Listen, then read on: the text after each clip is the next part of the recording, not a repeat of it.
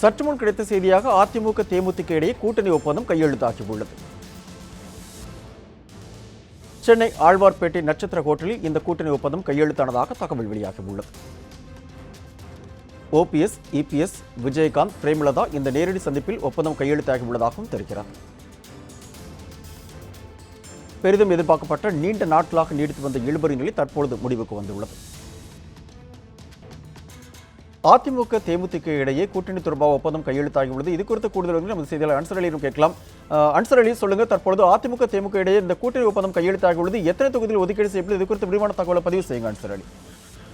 சிவா, அதிமுக தேமுதிக இடையே கூட்டணி ஒப்பந்தம் தற்பொழுது கையெழுத்தாகியுள்ளது. ஆழ்வார்பேட்டையில் உள்ள தனியார் நட்சத்திர விடுதியில் இந்த ஒப்பந்தம் கையெழுத்தாகி இருக்கிறது. நீண்ட இழுபறிக்கு பிறகு இன்றைய தினம் முதலமைச்சர் எடப்பாடி பழனிசாமி, துணை முதலமைச்சர் ஓ பன்னீர்செல்வம் மற்றும் தேமுதிக தரப்பில் விஜயகாந்த், பிரேமலதா, சுதீஷ் உள்ளிட்டோர் முன்னிலையில் இந்த ஒப்பந்தம் கையெழுத்தாகி இருக்கிறது.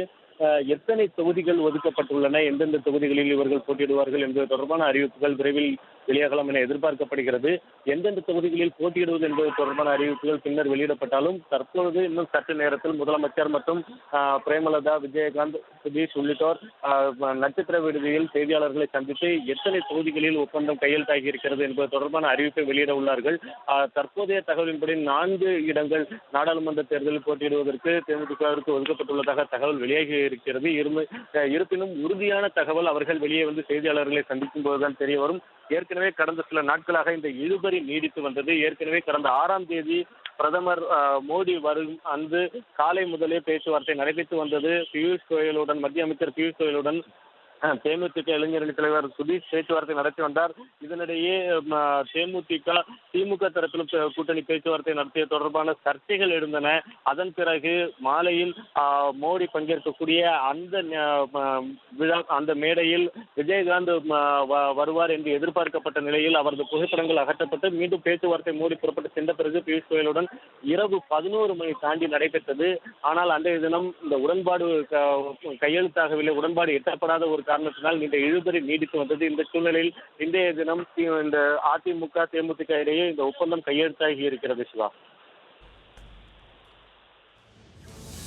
நீங்கள் சொன்னது போலவே கன்சலி, ஒரு நீண்ட இழுபறிக்கு பிறகு அதிமுக தேமுதிக இடையே இந்த கூட்டணி ஒப்பந்தமானது கையெழுத்தாகி இருக்கிறது. இந்த இடத்துல 4 தொகுதியில் ஒதுக்கப்படலாம் என்ற ஒரு விஷயத்தை சொல்லியிருந்தீங்க. அதையும் தாண்டி இன்னும் சில நாட்களிலே ஒரு மாநிலங்களவை தேர்தல் நடைபெற இருக்கிறது. ஒருவேளை இந்த மாநிலங்களவை தேர்தலிலே தேமுதிகவுக்கு ஏதாவது உறுப்பினர் பதவி வழங்குவதற்கான ஏதாவது வாய்ப்புகள் ஏதாவது தெரிகிறதா சொல்லி?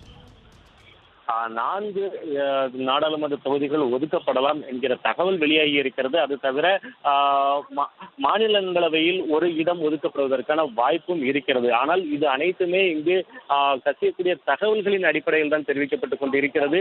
ஆனால் உறுதியான தகவலை அவர்கள் செய்தியாளர்களை சந்திக்கும் போதுதான் அந்த உறுதியான தகவல் வெளியாகும். ஏனென்றால் நட்சத்திர விடுதியின் உள்ளே ஒப்பந்தத்தில் அவர்கள் கையெழுத்திட்டிருக்கிறார்கள். கடந்த முறை பாமகவுடன் அதிமுக கூட்டணி அமைக்கும் பொழுதும் உள்ளே பல்வேறு வகையான தகவல்கள், இத்தனை இடங்கள் ஒதுக்கப்பட்டிருக்கின்றன என்பன உள்ளிட்ட தகவல்கள் வெளியாகி கொண்டிருந்தன. ஆனால் அவர்கள் ஒப்பந்தம் கையெழுத்தான பின்னர் செய்தியாளர்களை சந்திக்கும் பொழுது பாமகவிற்கு 7 தொகுதிகள் ஒதுக்கப்பட்டுள்ளதாக அறிவித்தார்கள். அதே போன்று இன்றைய தினமும் தற்போது வரை இது போன்ற தகவல்கள் வெளியாகி கொண்டிருக்கக்கூடிய சூழ்நிலையில் எத்தனை இடங்களுக்கான ஒப்பந்தத்தில் கையெழுத்திட்டிருக்கிறார்கள் என்பது தொடர்பான தகவல் அவர்கள் செய்தியாளர்களை சந்தித்து அதிகாரப்பூர்வமாக அறிவிக்கும் போது மட்டும்தான் தெரிய வரும். சிவா, நீங்க இருக்கக்கூடிய அந்த பகுதியில், அதாவது சென்னையில் அந்த இருக்கக்கூடிய அந்த ஹோட்டல் முன்னாடி அங்கே அதிமுக சார்ந்தவர்களும் தேமுதிக சார்ந்தவர்களும் இருக்கிறத பார்க்க முடியுது. ஓபிஎஸ் இருக்காங்க, இபிஎஸ், அது போக திரு விஜயகாந்த் அவர்களும் பிரேமலதா அவர்களும் இருக்கிறதா சொல்லியிருந்தீங்க. தற்பொழுது இவர்கள் செய்தியாளர்களை எவ்வளவு நேரத்தில் சந்திக்கிறதுக்கான வாய்ப்புகள் தெரிகிறது? கையெழுத்து ஒப்பந்தமாகி தகவல் வெளியாகிவிட்டது. உள்ளே அவர்கள் ஒப்பந்தத்தில் கையெழுத்து விட்டார்கள். இதன் பிறகு இன்னும் சற்று நேரம், குறிப்பாக ஒரு 15 முதல் 20 நிமிடங்களுக்கு உள்ளாக அவர்கள் செய்தியாளர்களை சந்திப்பதற்கான வாய்ப்புகள் இருக்கிறது. ஆனால் இந்த செய்தியாளர் சந்திப்பில் பிரேமலதா, சுதீஷ் மற்றும் முதலமைச்சர், துணை முதலமைச்சர் பங்கேற்பார்கள் என்று தெரிகிறது. விஜயகாந்த் இந்த செய்தியாளர்கள் சந்திப்பில் பங்கு பெறுவதற்கான வாய்ப்புகள் மிக மிக குறைவாகவே இருக்கிறது. மேலும் அமைச்சர்கள் வந்திருக்கிறார்கள். ஜெயக்குமார், விஜயபாஸ்கர், எஸ்பி வேலுமணி, தங்கமணி உள்ளிட்ட பல அமைச்சர்கள் வந்திருக்கிறார்கள். ஆர்பி உதயகுமார் உள்ளிட்ட அமைச்சர்கள் அவர்கள் எல்லாம் முதலமைச்சருடன் சேர்ந்து செய்தியாளர்களை சந்திப்பதற்கான வாய்ப்பு இருக்கிறது. இன்னும் சில நிமிடங்களில், அதாவது 15 நிமிடங்களுக்குள்ளாக இந்த செய்தியாளர் சந்திப்பு நடைபெறும் என எதிர்பார்க்கப்படுகிறது. அன்சலி, தற்பொழுது மக்களவைத் தேர்தலுக்கான தேதியும் அறிவிக்கப்பட்டு விட்டது. அதே போல தமிழகத்தை பொறுத்தவரையில் மக்களவைத் தேர்தலோடு சட்டமன்ற இடைத்தேர்தலுக்கான தொகுதி எண்ணிக்கையும் அறிவிக்கப்பட்டது. அதாவது 18 தொகுதிகளுக்கான இடைத்தேர்தலும் அறிவிக்கப்பட்டிருக்குது. இந்த இடைத்தேர்தலை தேமுதிக அதிமுக எப்படி சந்திக்க போகுது? இதில் தேமுதிகவோட கருத்து என்னவா இருக்குது? ஏற்கனவே இந்த பேச்சுவார்த்தை இழுபறியின் போது தேமுதிக சட்டமன்ற இடைத்தேர்தல் அந்த 18 தொகுதிகளுக்கான முன்னதாக 21 தொகுதிகள் தேர்தல் நடைபெறும் என எதிர்பார்க்கப்பட்டது. அப்பொழுதே தேமுதிக இந்த இடைத்தேர்தலில் சட்டமன்ற தொகுதிகள் ஒதுக்கப்பட வேண்டும் என்று கோரிக்கை வைத்ததாக தகவல்கள் வெளியாகின.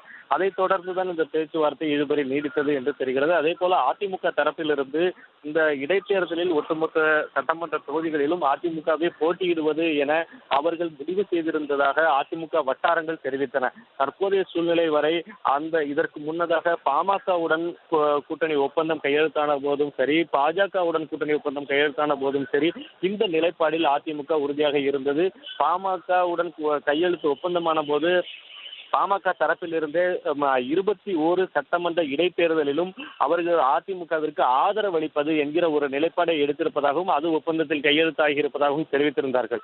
அதே போலத்தான் இந்த தேமுதிக அதிமுக ஒப்பந்தத்திலும் சட்டமன்ற தேர்தல் தற்பொழுது 18 சட்டமன்றங்களில் இடைத்தேர்தல் நடக்க இருக்கிறது. 3 சட்டமன்றங்களை தவிர்த்து இந்த 18 சட்டமன்ற இடைத்தேர்தல்களிலும் அதிமுகவை போட்டியிடும் எனவும் அதற்கு தேமுதிக ஆதரவு தெரிவிக்க வேண்டும் என்றும் கோரிக்கை விடுத்ததாக சொல்லப்படுகிறது.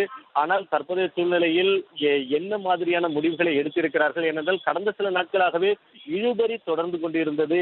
தேமுதிக தரப்பில் இருந்து கோரப்பட்ட அந்த தொகுதிகளின் எண்ணிக்கை, அதிமுக தரப்பில் இருந்து கொடுப்பதாக சொல்லப்பட்ட தொகுதிகளின் எண்ணிக்கை என இழுபறி நீடித்து வந்ததால் தற்பொழுது இறுதியாக எத்தனை தொகுதிகள் இவர்கள் பங்கிட்டுக் கொண்டிருக்கிறார்கள், அதே போல சட்டமன்ற இடைத்தேர்தலில் இந்த இரு கட்சிகளின் நிலைப்பாடு என்ன என்பது தொடர்பான உறுதியான தகவல்கள் எதுவும் வெளியாகாத சூழ்நிலையில் அவர்கள் செய்தியாளர்களை சந்திக்கும் பொழுது அவர்கள் தெரிவிக்கின்ற கருத்தின் அடிப்படையில் தான் எத்தனை தொகுதிகளுக்கு இந்த உடன்பாடு கையெழுத்தாகி இருக்கிறது என்பன குறித்த விவரங்கள் தெரிய வரும். இந்த விவரங்கள் அனைத்தும் இன்னும் சற்று நேரத்தில் வெளியாகலாம் என எதிர்பார்க்கப்படுகிறது. சிவா.